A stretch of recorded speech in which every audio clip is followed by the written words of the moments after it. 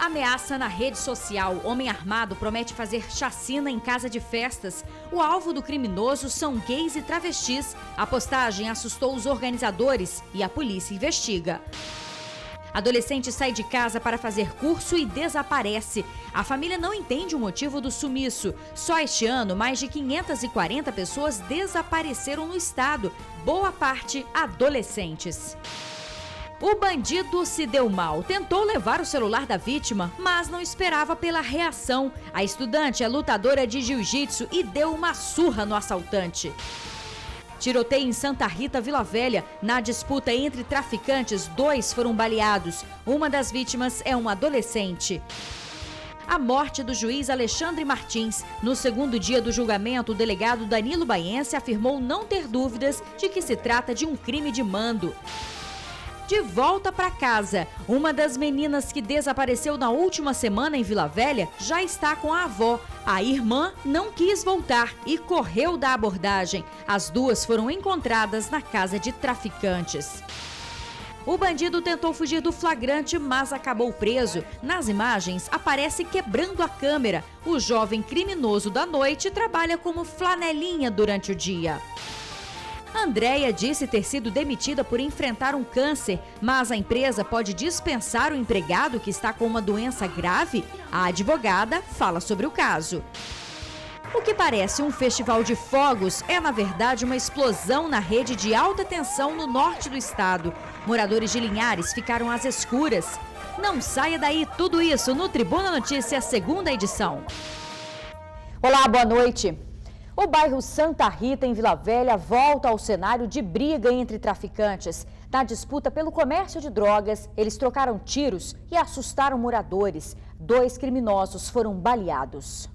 O bairro Santa Rita foi saturado pela polícia. Militares do GAO e da Rotan estacionaram as viaturas nesta rua e entraram no Beco do Garrafão, local conhecido pelo intenso tráfico de drogas. Foi no beco também que traficantes rivais trocaram tiros hoje à tarde. A polícia foi acionada por causa desse confronto, mas assim que chegou no bairro foi recebida a tiros. Testemunhas disseram que várias casas do beco foram atingidas pelos disparos.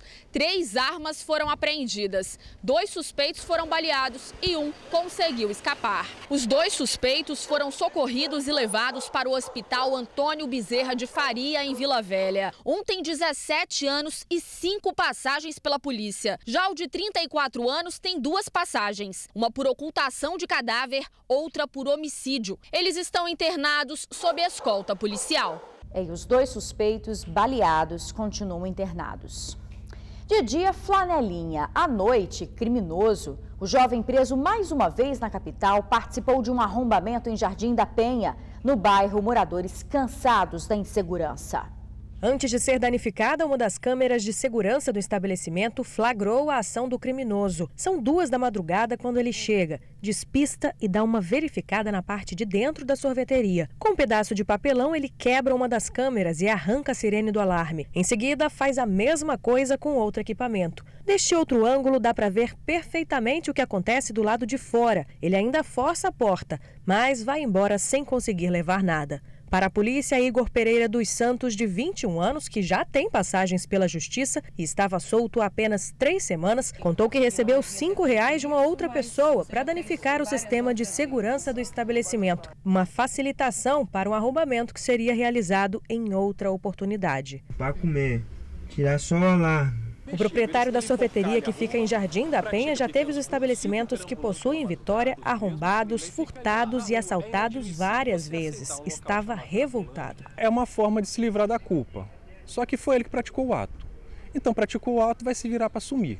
Se existe outra pessoa envolvida, então que arrume essa pessoa para assumir a culpa. Lembra do bandido que foi detido depois de deixar cair a identidade durante um assalto? Pois é, o fato ocorreu na loja de Camburi, também em Vitória, há pouco mais de um mês. Na época, antes de ir para a cadeia, o garçom de 31 anos se disse arrependido. Quero pagar minha cadeia e sair.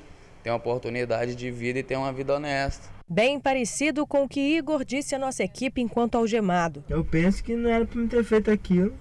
Um discurso que muita gente não aguenta mais ouvir. O cara paga de coitado, de doente, mas se ele tiver armado, ele não vai hesitar em te balear, ele não vai hesitar em invadir sua casa, ele não vai hesitar em estuprar alguém da sua família e fazer o diabo lá. Ele não vai hesitar. Na hora que vai preso, paga de coitado, mas quando está na rua é o bicho.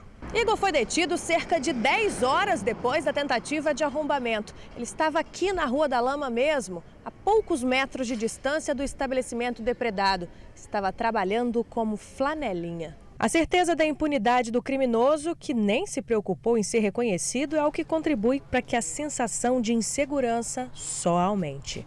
A gente fica revoltado que eventualmente acontece isso com a gente. Imagina com um policial que é todo dia, que ele vê o cara hoje, daqui semana que vem vê de novo, na outra semana vê outra vez. Ah, já conheço ele. Quer dizer, a gente fica desanimado, a motivação do policial não sei nem para onde vai, para ele continuar na rua arriscando a vida dele, se expondo, e para daqui 2 semanas, 3 semanas, o cara está na rua de novo. Quem trabalha, quem é do bem é uma maioria, não pode permitir que meia dúzia de vagabundo tome conta da cidade. A cidade é do cidadão.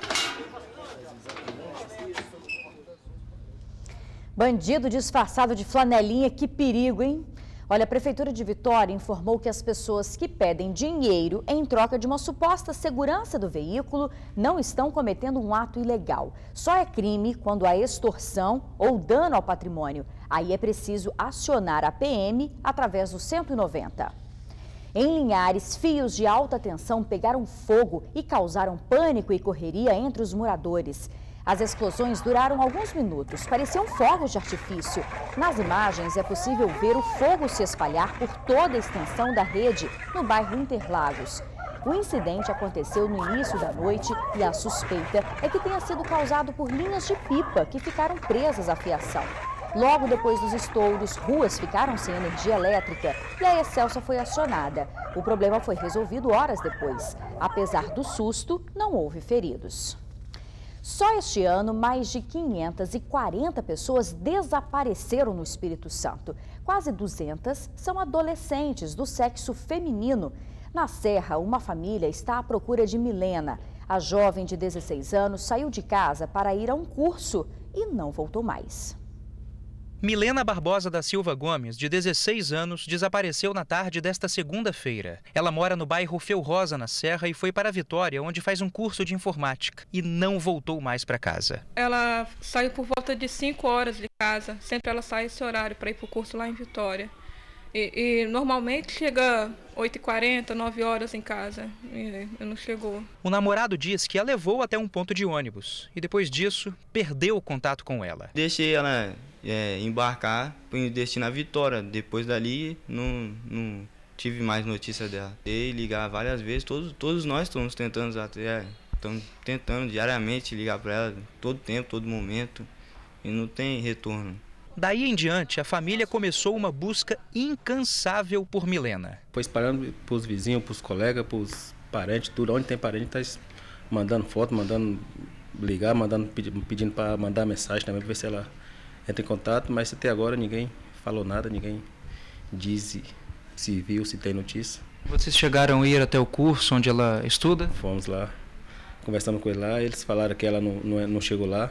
E no Espírito Santo, muitas famílias enfrentam esse mesmo drama. Segundo a Polícia Civil, só em 2015 já foram registrados mais de 540 desaparecimentos. E dentre os desaparecidos menores de idade, 190 casos são de adolescentes do sexo feminino. Nós temos aí 35% delas, a média, diminuiu, porque a gente tinha uma média maior, mas com a ajuda de vocês, com a divulgação, quando a gente coloca a foto dessa adolescente que está desaparecida, no máximo 3 dias ela é localizada. Graças a Deus, nenhuma delas morta, sempre em situação de risco, na casa de namorado, amante, traficante, pedófilo, infelizmente. A boa notícia é que mais de 450 casos foram solucionados. É a esperança da família de Milena. Quem souber falar qualquer coisa, dar qualquer informação, procura a gente, que a gente passou a noite toda procurando hospital, IML, tudo.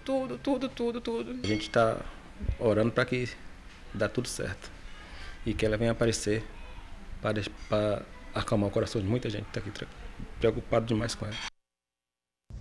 Olha, vamos reforçar então, quem tiver informações que possam ajudar a encontrar a Milena, pode ligar para a família. O telefone é o 99622-8263. O Conselho Tutelar de Vila Velha conseguiu resgatar uma das meninas desaparecida desde a semana passada. As duas irmãs estavam na casa de traficantes. Na hora da abordagem, a mais velha, de 10 anos de idade, correu. Hoje cedo, nossa equipe conversou com a avó, que falou do drama que vivia. Nas mãos da auxiliar de serviços gerais, um boletim de ocorrência. Na cabeça, uma preocupação que só aumenta. Desde sexta-feira, as netas Adriana Rodrigues dos Santos, de 10 anos, e Angélica Rodrigues dos Santos, de 7, saíram de casa e não voltaram. Não estou alimentando direito, nem preocupada onde que essa menina pode estar. As meninas têm outros 2 irmãos que também vivem com a avó. A mãe abandonou os 4 filhos e foi para o Mato Grosso. Para a família que mora em Barra Mares, Vila Velha, o que mais causa angústia é a suspeita de que a criança de 10 anos já esteja envolvida com o tráfico de drogas. A avó afirma que a garota já está viciada. Nós procurando ela, minhas vizinhas também procurando. Aí, quando a gente olhou assim, ela estava num carro, um Paraty, né?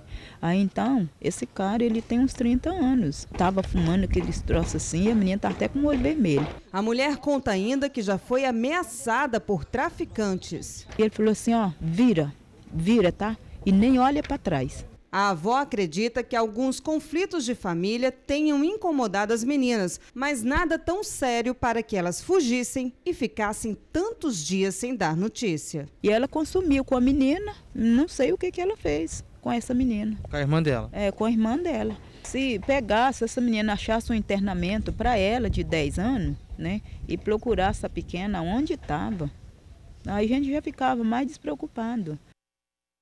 Meu Deus, 10 anos, hein? Olha, o Conselho Tutelar já acionou o Ministério Público sobre o caso. Homem faz ameaça de promover chacina em festa. Ele publicou em uma rede social que mataria frequentadores de uma casa de shows em Vitória. A ameaça surpreendeu os responsáveis pela festa que procuraram a delegacia para registrar um boletim de ocorrência. Em uma página no Facebook, o homem faz ameaças de morte a frequentadores dos eventos realizados numa casa de festas em Jardim da Penha, em Vitória. Ele menciona a chacina promovida por Wellington Menezes em 2011 em Realengo, no Rio de Janeiro, e promete fazer como ele, exterminando gays e travestis. Na publicação, afirma que comprou um 38ão para descarregar na festa. Diz ainda que vai atacar à meia-noite do dia do evento e convoca outras pessoas a participar da suposta chacina. A postagem faz parte do boletim e a Delegacia de Crimes Eletrônicos é a responsável pelo caso. Em sua página no Facebook, a Casa de Festas informou que, apesar das ameaças de cunho homofóbico, vai realizar o evento com reforço na segurança e apoio da polícia. Por telefone, a delegada Larissa Lacerda disse que, para esclarecer essa história, já começou a identificar as pessoas que compartilharam o post. Disse ainda que, por enquanto, não vai divulgar mais nada sobre o assunto para não atrapalhar as investigações. Bandido se dá mal ao tentar roubar o celular de uma jovem na orla de Camburi, em Vitória. Marcelo Luiz de Jesus, de 34 anos, foi dominado quando atacou a vítima. A estudante, de 22 anos, é lutadora de jiu-jitsu e deu uma surra no criminoso. A guarda municipal foi acionada e conduziu o bandido para a delegacia. Marcelo foi autuado por roubo. O julgamento da morte do juiz Alexandre Martins. O segundo dia começou com o depoimento do delegado Danilo Baiense. Baiense falou por quase 3 horas. Ele relatou que já ouvia falar no envolvimento do Coronel Ferreira e de Calu na prática de extorsão antes da morte do juiz. Em outro trecho, afirmou que acompanhou um inquérito judicial do juiz Antônio Leopoldo, em que o magistrado afirmava sua ligação com Calu e Ferreira e dizia que participava dos esquemas de extorsão e, para poupar a vida das vítimas, chegava a cobrar R$1 milhão. Segundo Baiense, Leopoldo disse que a morte do juiz Alexandre foi determinada quando ele algemou o Coronel Ferreira, que teria se sentido humilhado. O delegado disse não ter dúvidas de que o assassinato do juiz Alexandre Martins foi um crime de mando. E agora vamos saber as últimas informações sobre o julgamento. Hoje foram ouvidas testemunhas de defesa do Coronel Ferreira. Carol Fernandes tem mais detalhes. Boa noite, Isabela. Boa noite a você, amigo do TN. Bom, É exatamente isso. Durante a tarde foram ouvidas as testemunhas de defesa do coronel Ferreira, os também coronéis Júlio César Lugato, que na época do crime era comandante-geral da PM, e Carlos Augusto de Oliveira Ribeiro. Ambos depoimentos reforçaram a tese da defesa do coronel Ferreira de que o assassinato do juiz Alexandre tenha sido resultado de um latrocínio, que é o roubo seguido de morte.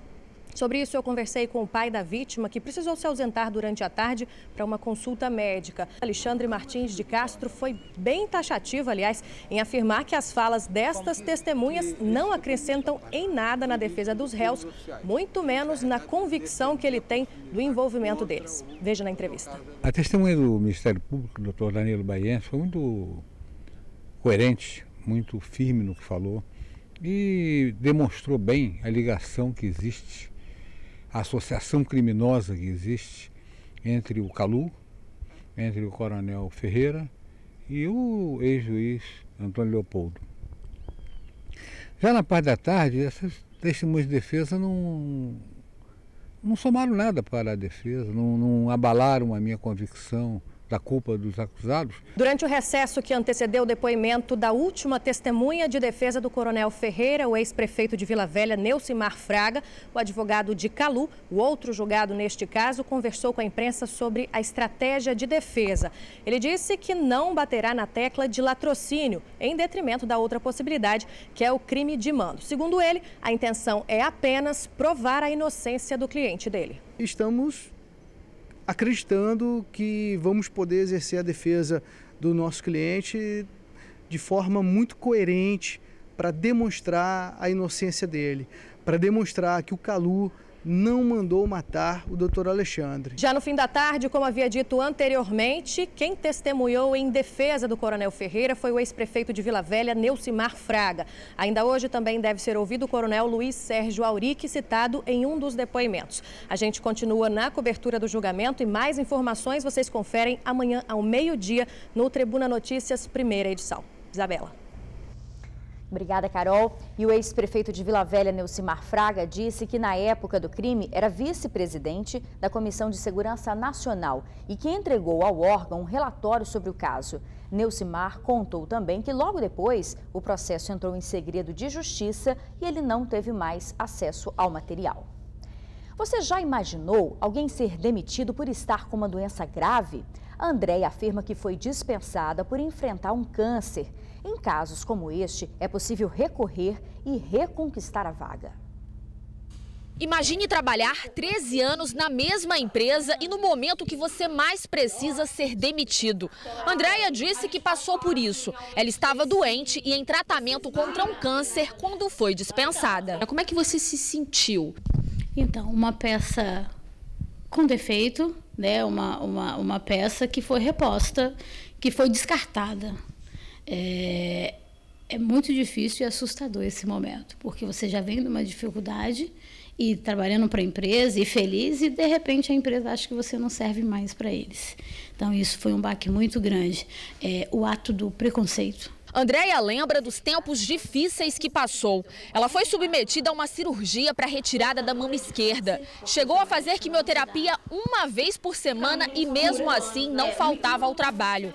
Tinha medo de não conseguir bater as metas que a empresa de cosméticos exigia. Fui juntando os meus pedacinhos, fui me reconstruindo para voltar, para poder produzir para a empresa. E do nada me chamaram para uma conversa e falaram: hoje é o seu último dia de história com a empresa. Infelizmente, casos como o da Andréia são mais comuns do que se imagina. Numa situação como essa, a primeira coisa que o empregado deve fazer é procurar um advogado. A lei presume que o ato de demitir alguém com uma grave doença é discriminatório. Tem vários princípios que norteiam essa relação de emprego. Um deles é a dignidade da pessoa humana, o valor social do trabalho, a função social da empresa. O trabalhador, enquanto é útil, enquanto é produtivo, enquanto está ajudando esse empregador a aumentar seu lucro, ele serve. No momento em que ele adoece ele é descartado. E é isso que a Constituição da República não permite. Se o empregador não conseguir provar o motivo da demissão, o funcionário deve ser reintegrado à empresa e recebe todos os direitos. Vamos imaginar que esse trabalhador foi dispensado e daqui que ele procure o advogado, ajuize uma ação e essa ação venha a ser julgada, ele ficou, imagina que isso deu aí 6 meses. Vamos ser otimistas, né? E que após 6 meses tudo foi resolvido e que foi comprovada a discriminação. Esse empregador, portanto, vai ter que pagar todo esse período de afastamento e isso vai para o direito do trabalho, isso é uma licença remunerada, né? O que a gente chama de interrupção do contrato de trabalho. Não há trabalho, mas há o pagamento do salário, o cômputo desse tempo para todos os efeitos legais e o recolhimento de todos os direitos trabalhistas. A Andréia vive agora uma nova fase. Aos 44 anos, reconhece que a vida lhe deu mais uma chance. A meta que ela mesma impôs é recomeçar fazendo sabe o quê?